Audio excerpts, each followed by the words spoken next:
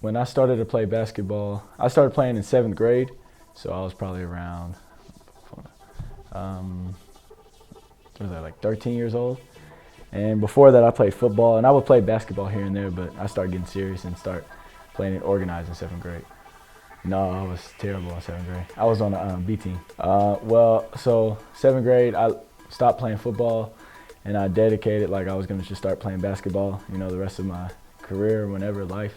And I just practiced 24/7. I remember I bought a hoop. My parents bought me a hoop for outside, and I was on it like right after school till like 10 o'clock every day. And that was like for 2 years straight. And then I always wanted to start and all of that, because I got on A team, I got that goal, and I wanted to start and be an average like a lot of points because I wanted to score. And then I started doing that in 9th grade, and yeah, that's when I figured out like I can really, take this somewhere. And then 10th grade came along, I got on varsity, and I had a really good year in the summer. And then I had some schools looking at me, and then junior year, that's when it like started blowing up and getting crazy.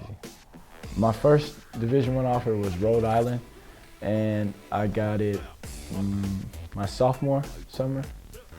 And I don't know, I was happy. I wanted to commit to them right away, but I talked to my parents and I realized that wasn't the right decision to do. Choice to make, because I was going to get a lot more offers. But I was happy with them, and I stayed in touch with them, and yeah, throughout the whole recruiting process. My recruitment for Weber State started when I was my junior summer, and by an assistant coach, and he was just at every game, every tournament I was at, and he was on me hard every day, calling me, texting me, when he was allowed to, and then sending me letters in the mail. And a lot of other schools did that as well, but just it wasn't like real. His was real, and I felt that from them. And other assistant coaches and the head coach contacted me a lot too as well. So that's what made me, like Weber State even more. The speed of the game, for sure, for me, for being a guard, was the speed of the game.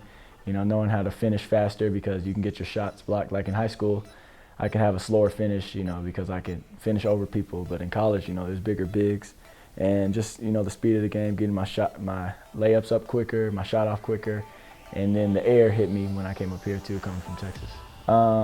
Well, first started in the weight room with our trainer, John. And then with workouts, I just had to push myself. Like, there would be a lot of drills where I thought I was going my hardest and fastest, but I really wasn't. And luckily we had a great, assistant coach pushing me, telling me, even when I felt dead and I felt like I was exploding my fastest and my hardest, telling me that I wasn't, which drove me to, even go harder. Even though I probably was, it was a mindset thing, and for my mind to think that I wasn't, it made me even go harder.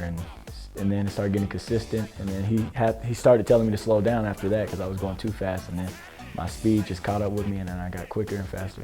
Better and more exciting, just because I had a better, impact on the team. Even though my impact on the team my freshman year was pretty big too, but, and then just the teammates, I felt like, my freshman year we had a great chemistry, but this year we had a great chemistry as well. And, just getting that championship, we love to win, I love to win, and I know all my teammates do as well, and the coaches. So, just seeing that look in everybody's eyes and having that feeling of, being the champions just feels so good every time. So, my favorite memories, I got 2 now, winning both of the championships.